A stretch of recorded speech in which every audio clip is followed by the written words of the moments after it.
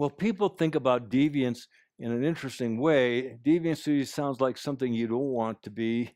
Yet, if you start to look at the way that life works, okay, there is a very interesting curve. This is called a bell curve, and 99.7% of the people are under the bell curve. But there is a little group out here on one side, a little bit on this side, very small percentage, and these are people who don't fit under the bell curve. And the name for these people, they're called over here, they're called the positive deviants. And over here, they're called the, now, they stay outside of the traditional. They don't think the same way. They do things differently. Now, what's interesting is most of the people over here on the negative deviants are in jail or in trouble of some sort. The positive deviants are the ones who think differently and make a huge difference in society. And so if you think differently, you may fit over here. And so what happens is that right after the Vietnam War was lost, there was a couple, Jerry and his wife, Jerry Sternum, and they both went to Vietnam. They were worried about basically survival of the starvation or survival of the people there, and especially the children. And what you gotta understand, this is after the war. We're not liked. The U.S. lost the war. They're Americans. It's from the World Health Organization where they were working. And in other words, there wasn't good water. Usually say they got to have good water, they got to have electricity, they got to have blah, blah, blah, all this stuff that reasonable people would think.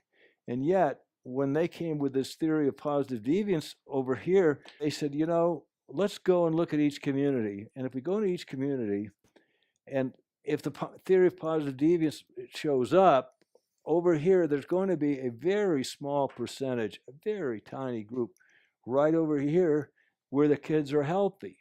Even though they don't have enough water, even though they don't have electricity, they don't have all the things you're supposed to have healthy kids.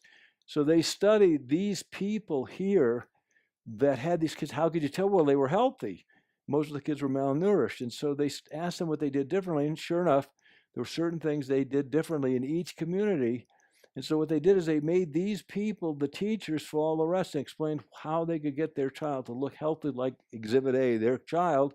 And they were able then to bring everybody along over to here so that they're all using the new norm of these people from the positive deviance. Now, what happened was it worked. And it worked throughout Vietnam, and now the World Health Organization is using this whole positive deviancy. Now it's been used over and over and over. It's been used all over the world for various problems in the hospitals, et cetera, et cetera. So what you start to understand is that you don't need to have all the stuff you say you need to. You just have to have a population that's big enough to have a couple of positive deviants, and you study what they do, and then you add it in. Now, the hard problem is that these people here who live in social convention don't like these people because they are doing it differently, yet they are the ones producing the results.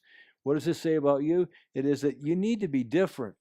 You need to look at things differently than what other people do, and you need to understand that these are the people who make the difference. I mean, Gandhi, Jesus, Lincoln, everybody who really made a difference basically was outside of the social convention. Now, they were not appreciated at the time, but eventually they moved the entire bell curve over because what they were doing worked and is working. So when you start to look at yourself, two things. One is you got to see yourself as deviant, and you need to bring in other people that you don't necessarily get along with, don't understand, they seem crazy.